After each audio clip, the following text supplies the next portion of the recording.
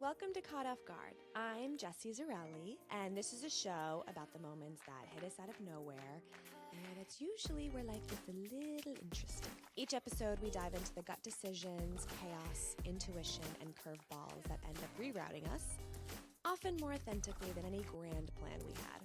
You'll hear from a range of people who have all been caught off guard in their own way, and how those moments push them somewhere they didn't expect but ultimately needed to go. Okay, now let's get started. Hello. Happy summer. This is my season. So in the last couple of weeks, what's happened? Well, the first thing is I threw at my back, which I'm now at this age, mid-30s, where I can't get injured and wake up and pretend it never happened. I have to actually slow down and tend to my body. It's really testing my patience and a little bit of mental resilience, right? Like not getting wrapped up in the injury. But I stayed the course. This happened like 5-6 days ago. And within that time, I've been doing a lot of stretching. I've been making different moves with my back in mind, like, okay, not a good idea to go biking or rollerblading. Also not a good idea for running. I had to take a break from CrossFit, which really sucked. But I think it's been good for me. It's been like another part of me learning this lesson in allowing myself to slow down and still seeing progress in areas, right? I had a moment where I was like, oh my God, I'm going to lose all my muscle. Which is a ridiculous thing to say. Like it's 5 days, but I think it's just revealed my anxiety and attachment to needing to do a million things. So pulling something in my back, having like my back tighten up allowed me to find ways to still move and take care of myself, but in a very conscious and thoughtful way, right? Like I was putting the priority on taking care of my back rather than punishing myself for having gotten hurt. So I learned some lessons that I needed to learn. And within this patience, I also feel like I'm reminded again of how important it is to stretch. I injured myself at CrossFit. I was doing these it's like this, I don't know the name of things, which is really ridiculous because I've been doing CrossFit I've been lifting weights for like 14 years. Like how I don't know the names of things is wild, but basically you have two dumbbells that are the same size. You kind of like swing them up onto your shoulder and squat and then press up and then come back down. And I was doing, so many rounds of this and I was on like the 70th rep when I felt something pull. And I look back and I see that was a little excessive. That was part of the workout, but it's just making me kind of reassess how I want to move my body and how I want my body to be like managed. That doesn't require me to maybe do something like this 6 days a week, which is what it used to be. I hope that made sense. Essentially, I'm just sort of like analyzing how I want to care for my body over time and what I want to be sustainable. So anyway, some good things came from it. So we're officially in Cancer season, my season, AKA crybaby season. Lots of feelings, a little bit of slowing down, processing home and family. Cancer is the only sign that's ruled by the moon, which is the moon is the guiding light in darkness, right? Like literally, it brings light to the darkness. And Cancer is really, really good at that. Cancer is not afraid to shy away from the dark, but it doesn't necessarily feel the need to like sit in it. Like it's able to find the light and pull you out of it. And so I feel very grateful to not be someone who's like avoidant and scared of the scary feelings, and then also has the like lightness. My energy does get described as light a lot, which I really love because I have had very dark moments in my life. And I'm very thankful for myself that I'm able to find the light over and over again. Cancer is also supposedly the sign of like home and family and like home foundation. And so I've been doing a lot of analysis on that as well, which is good. I've been doing more tarot. I now have my own tarot deck, which is fucking awesome. I have been using tarot as a way to guide me through actions I need to take rather than asking it to tell me what will happen or what to expect. It's more of a tool for co-creation, which feels really good. And it feels active, right? So I come to the cards and I ask a question. For example, if you are not sure what to do, like say you want to move and you're not really sure what to do, you could come to the cards and say, I'm ready to move. I'm ready to, the lease is up on my apartment. I'm ready to find a new place, but I don't know where to go. This apartment doesn't feel right. Not quite clear on what neighborhood I want to live in or what town. I don't know what the apartment looks like. Like, how can I start this process? And then the cards will reveal to you. Maybe it's about reaching out to people or it's, allowing yourself to just gain more clarity, to give it time. Maybe it's about letting go of something to create space. That's often the answer I get, like letting go of something to create the space, which I think we can forget to do. I also feel just, like I said, so happy about it being summer. This is where I thrive. This is where I fucking thrive. I did a little ceremony to mark the beginning of summer, so the summer solstice, and that consisted of asking and answering some questions, getting some clarity on what I want the next few months to look like for me. And that felt really good. It felt really good to let myself sit with what I wanted the next few months to look like, to also recognize it as a full season. It's not just the summertime and it's warm and we're going to be barbecuing and, drinking outside and getting some sun, but it's also going to be this season of my life and the only summer season of this year of my life. And what do I want that to look like? All right, so today's episode is, you can do it, but do you want to? This has been coming up for me in a lot of areas of my life, and I decided to break it down into a few different topics that I think are relevant on a greater scale. I hope you enjoy. We will reconvene in the next season. Hello. So this episode is going to be a little bit shorter. I broke this umbrella topic down into 3 subtopics that I want to discuss. I'm relating them to some things I've gone through in my life that I think are also applicable and relatable on a greater level. And I'm also going to talk about taking a little break from my podcast. So the first thing I wanted to talk about is this idea of acceptance and how people do not have to heal. And the reason this came up for me as a subtopic under you can do it, but do you want to? Do you have to? Is how sometimes people stay in things because they know they can do it. There's this resilience to them. But I have learned through my own experiences that just because you can do something very much does not mean you should. One of the biggest life lessons I've learned in the last couple of years is that, it's not always solidified in my body, but it is this idea of acceptance. And, there's just so many things that we have to remember in life, right? Like sometimes I hear quotes and I go, oh yeah, I knew that. And I'll write them down, but then it can be overwhelming to have a million Post-its and a note full of quotes I need to remember. But reminding myself to accept things as they are is been so freeing, and it is not from a place of giving in or settling. It is accepting what's in front of you and then making a decision, a conscious, active decision about what you would like to do. There's a lot of power in just deciding and committing to that decision. Just because you are healing and interested in personal growth doesn't mean that the people in your life are, and they don't have to be. It's actually righteous to assume that someone needs to be on your path. I mean, that seems like an obvious statement, but I only learned that a couple of years ago. It's righteous to assume that someone needs to be on your path. It's righteous to think that someone needs to live their life the way that you do. It's righteous to assume that what makes you happy is what will make other people happy. And I think it's safe to say we've all experienced that on the other end, like we've all been on the receiving end of that, but you might not realize that there might be ways in which you are making that assumption. And obviously that can be a representation of our politics, right? We are attached to these political parties who are pushing these agendas and perspectives, and we think this is the right way to live, and we assume that that's right for everyone. When I finally made the decision to leave my marriage and no longer be a part of that relationship and dynamic, it was coming from a place of extreme acceptance. I had gotten to this place where I accepted who he chose to be. I accepted the decisions that he made, although absolutely insane and destructive to me. They were his. I accepted who he wanted to be and how he wanted to live his life, how he wanted to operate, and clearly what he valued.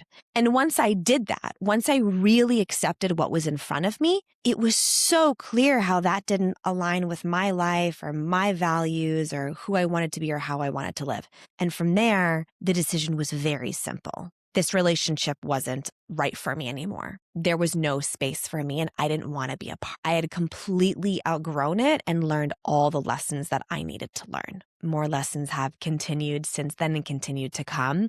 But those lessons would only have come after leaving, right? They were lessons that then came from that stage of leaving and processing and grieving and what have you. I didn't need to learn them in that relationship anymore. And I wouldn't have learned those lessons had I stayed. It's obviously very sad when things end, even if it is unhealthy or destructive or toxic, which I think is kind of like a buzzword that gets thrown around. But endings are really sad, especially romantic relationships, because we have to undo our attachments to them and what we view as safety or comfort of or familiarity. And endings or acceptance can bring endings. And that I think is what is really scary. And when I look back on my process, I realized that I think I was avoiding accepting what was in front of me because I knew ultimately it would mean I had to leave.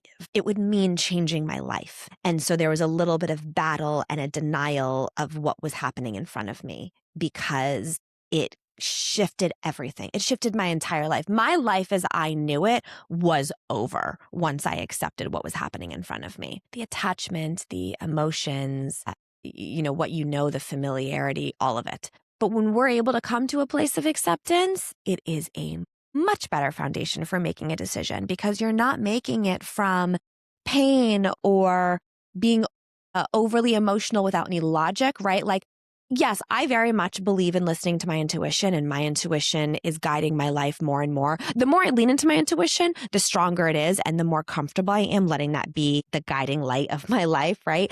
But when you have so much emotion that's clouding your head and you can't think about things in a logical way, I think that's when more anxiety can grow, or we can develop regret or resentment or fear or doubt. But when you just accept what's in front of you, you go, okay, so these are the facts that I'm facing. I'm seeing my emotional response to them, and I'm realizing that this is no place for me anymore. And then it becomes really easy. The reason I'm bringing this up is because all of this acceptance, this leaving, realizing that people don't have to heal and do, what you want. It was important for me because during this period, I had been asking the question, am I capable of this? Can I figure this out? Can I stay? Can I make it work? Can I sustain this? Can I recommit to this? And the answer was always yes, even though I realized looking back and there were many moments where I realized like, I actually can't do this. Like, this is not a good situation for me. This is not healthy. I can't, or I actually should not be doing this. But when I removed that question, I was able to see, I don't want to be doing this. It's not about what I can, because I can do whatever the fuck I want. And if you are someone who is smart and capable and ambitious and driven and you're growth oriented and you like pushing yourself, then anything that comes your way, you're going to say, I can handle this. And you probably can. But at what cost? At what cost can you handle it and can you do it? Because just because you can doesn't mean you should. You shouldn't destroy yourself or ruin yourself or put yourself in a horribly compromising position just because you can.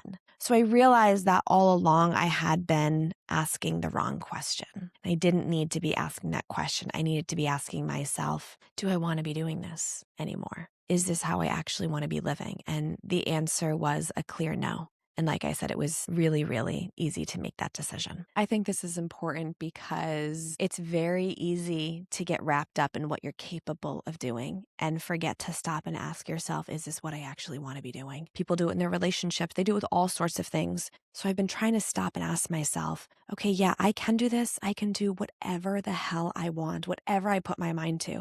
But is this actually what I want to be doing? So this brings me into the second piece I wanted to share that I did in the intro, which is that I am going to be taking a little bit of a break from this podcast through the summer. So a break for July and August, and then I'm going to reassess. I want to think a little bit more about what I am trying to do here, what matters to me, and how I want to spend my time. I am so happy that I listened to my intuition in starting this podcast because there was so much for me to learn. There's a lot of growth, a lot of learning about myself, what matters to me, and then the tangible things, right? So like editing, some tech, software, etc.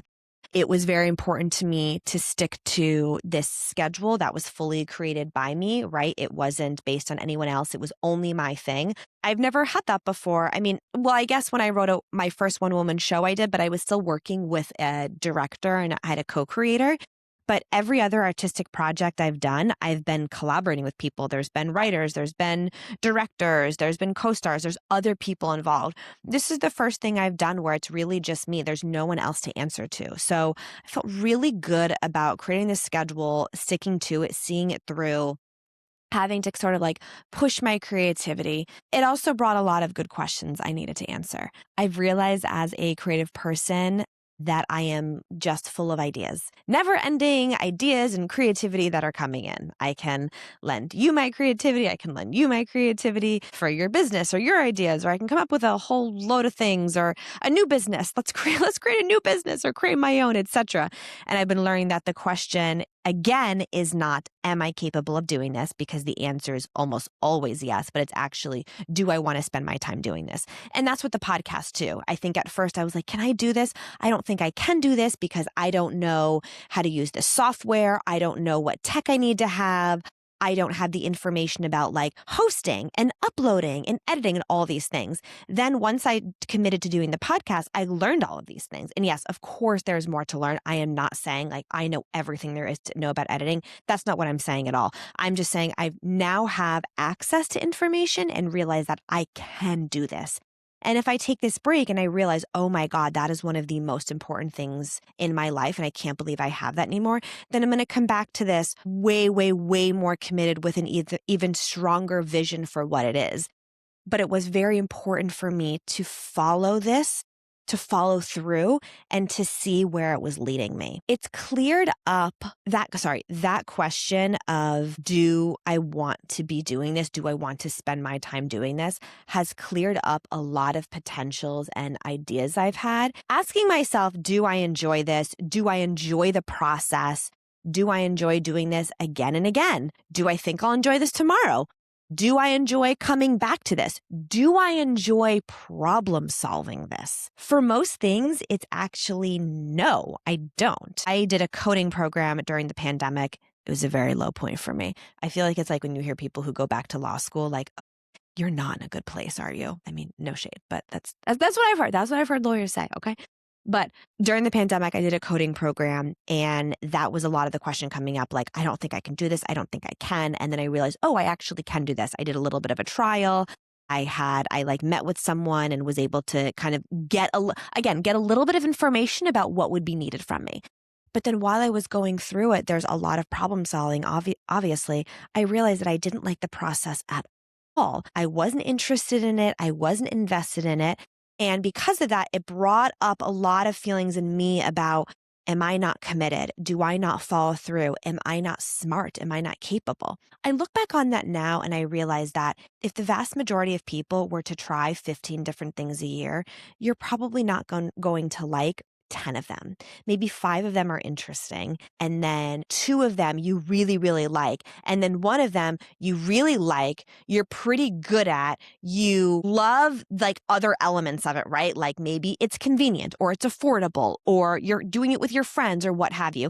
That's how we end up doing things. It's, again, like I said, like, you will meet people who have been committed to something their whole lives and they're great at it. And then one day they're like, I absolutely hate this. And you're like, wait, what? What do you mean you hated this? And it's a shock because they've just been on the train of doing the thing, but they haven't stopped to ask themselves the question. So I have been doing that.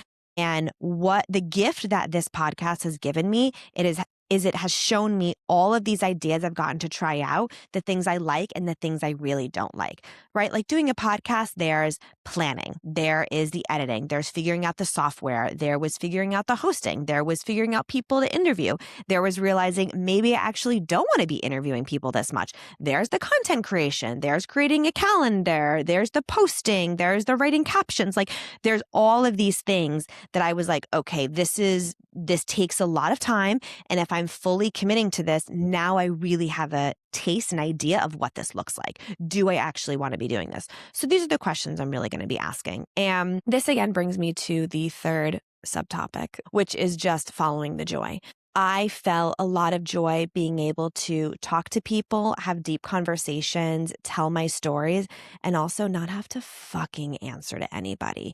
That was the joy. Now I'm kind of deciding, is this the right medium for me? I love all of those things. I love being creative. I love having good creations with people. I love being able to have like endless ideas that can go in all different directions. I love not answering anybody. I love sharing. I love connecting, right? I made all of these they were discoveries, but I was able to get even more specific about them. And now I get to figure out, is this the right medium for me? Or am I like kind of close to it? And now I'm going to keep exploring. There is a project I'm working on that I've committed my summer to working on. I have some like dates in mind. And with that project, there's some like offshoots of it that's going to allow me to like have fun and kind of explore. And I'm curious to see what comes from it, like really committing to that, not doing a million things at once, allowing myself to slow down and to be inspired and see what comes to me and then act on it and keep reminding myself of the question, not can I do this? Because I know I can.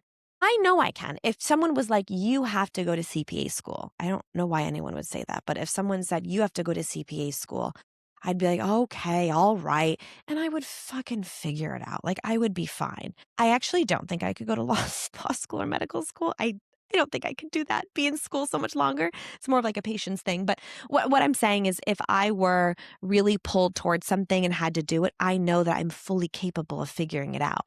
But now I have the privilege, honestly, it is a privilege. It is a fucking privilege to be able to ask yourself, do I enjoy doing this? Do I like doing this? Do I want to keep doing this?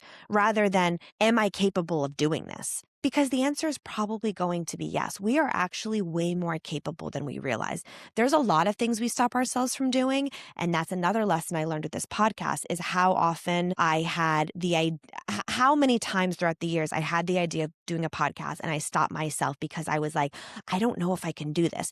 There was also mixed in, okay, if I'm being completely honest, 7 Deep was self-doubt of like, I'm not good enough, just so ridiculous. And then the other 30% was, I don't know if I can do this. It seems like a lot. The biggest life lesson I could share, if I were to share anything with you, if you take away anything from this, it would be that once you start doing something, you figure it out along the way. And I know we've heard that a million times from people. We've heard people say that over, like people who have successful businesses, they're entrepreneurs, they're creatives, whatever it is.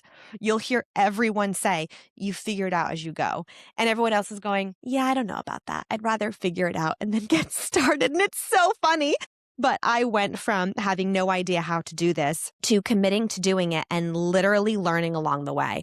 The other thing is you let go of so much of your ego when you know that things aren't perfect and you're figuring it out while other people are watching. Yeah. Oh, yeah. That was also really important to me. And that might not be your lesson, right? Like if there's a thing you want to do, your lesson might not be about allowing something to be imperfect and doing it anyway and, having some trial and error in real time. That might not be your lesson. Your lesson might be something else. Maybe your lesson is about committing and following through on something. I thought that was my lesson because I had tried and quit so many things. I thought my lesson was on following through. And then I realized, oh, that's not it at all. It's just reminding myself that I have agency and get to decide what I want my life to look like. I get to decide how I want to spend my time. I don't have to do something just because it's an idea. Well, that was another thing too, which is, I kind of said that before, having a million ideas and realizing that I don't have to act on them. I actually had a friend tell me that a long time ago. She said, it's important for creative people to remember that all of your ideas are not meant for you to see them through to the end. They might just be ideas and maybe they're for someone else. If you are a creative person, an artist, you identify as an artist, I highly, highly, highly recommend reading Big Magic. It is an incredible book all about who wrote Big Magic. I can't think of her name right now and it's kind of embarrassing, but it's all about how these ideas, Elizabeth Gilbert. It's basically like these ideas are beamed down from the universe. And if you're ready to receive them, all of these people will receive them. And then it's really just a matter of like, who's acting on them? Like the ideas come down and who's going to act on them. In the book, she's writing a book and then she meets someone who's also writing essentially the same book, like the same story, someone she has never fucking met before, which is just absolutely insane. And she realizes this is her book, not mine. Like I got the idea and that's really cool, but I am actually not meant to see this through. There's nothing wrong with that. I'm realizing, a million failures on your way to your successes. And that can be really, really scary. But if that's something that's stopping you, you might not get to find the successes. You might not get to reach them if you're too afraid of the failures. Honestly, that was another really freeing thing about the podcast. I honestly should probably just make a list of all of the things I learned from the podcast. That would probably be easier to follow. But another one of those things is that all of these like little failures, or, seeing them as failures, are little stepping stones onto the thing that is the success and is on the thing to the right path. So I allowed myself to follow my joy. And again, I'm not saying it's like it's done forever, but it's just the next couple of months. I want to really take some space from it. And I want to think about what this looks like, right? Are they shorter episodes? Are they little chats with people, like random people on the street? Are they, I don't know, is this like, am I going to write a podcast story, right? Is it like a fictionalized story that I write and I perform with other actors? Like, is that what it looks like? I don't know. There's so many different directions to go in, but I'm going to spend the time on this thing that I've been wanting to do for a really, really long time, that I'm enjoying the process with. I feel endless creativity and also feels really right. And we'll kind of see like how that unfolds. So anyway, thank you for having listened the last 6 months. A lot of people will take breaks on their podcasts over the summer. I'm very much feeling that is the path for me. And, it's again coming from back to my first subcategory, which is acceptance. Accepting like, okay, this is what it looks like right now, accepting my feelings towards it, and then making a decision from there, rather than beating myself up. I can't believe I feel this way. Oh my God, I'm failing. I haven't committed the way I wanted. Going, okay, this is how I feel. This is how much time I have. This is how I want to spend my time. Now, what do I do with that information? I get to make a different decision. I get to make whatever decision I want and then see where the next thing leads me. I think that when you don't trust your intuition, it can be really scary to listen to the things that take you in a different direction, because you'll go, where the fuck are we going? Where are you leading me? But if you trust your intuition, you know that it's leading you towards the next great thing that is even more aligned for you, right? When I did ayahuasca last year, I had a shadow, we did shadow work, and I did a session with this person who led shadow work. His name is Vidu. He's fucking amazing. And he had said, when you're listening to the voice of your heart, essentially, when you're listening to love, it will bring you down a crazy path. It will bring you towards maybe it brings you towards a sign. And then when you're 3/4 of the way there, it tells you to turn right. And you're like, what do you mean turn right? You told me to go towards that sign. Yes, you had to go towards that sign in order to take this right. You couldn't have taken this right before, and you couldn't have taken it later. You have to take it now. This is when you're getting that pull, that call to take a different course of action. And if you trust, you know that's leading you down the right path. But if you're clamping down, you don't trust, you're feeling insecure about, you're feeling anxious, that's how we miss things. That's how we miss the beauty that's all around us. And that's another thing I've realized too, is like, there's so much beauty in listening to this voice, right? It's not about what you're capable of doing. It's what do you want to do? Because following your joy is always going to lead you down the right path. And I don't mean following your joy like, like smoking weed all the time and like drinking and like doing shit where maybe like, I'm okay, smoking weed and drinking are great things, but I'm talking about like being avoidant and like bouncing out of your life. Obviously, that's not it. If you follow the things that really light your heart up, you're going to be led down a really good path. Anyway, enjoy Cancer season. I hope you have a wonderful summer, and we'll see what the future brings us. Thanks for listening to Caught Off Guard. If you connected with this episode, or even if you didn't, please subscribe and leave a review, but only a nice one. It'll really help more people find the show. You can find us on Instagram at Caught Off Guard Pod. See you next time.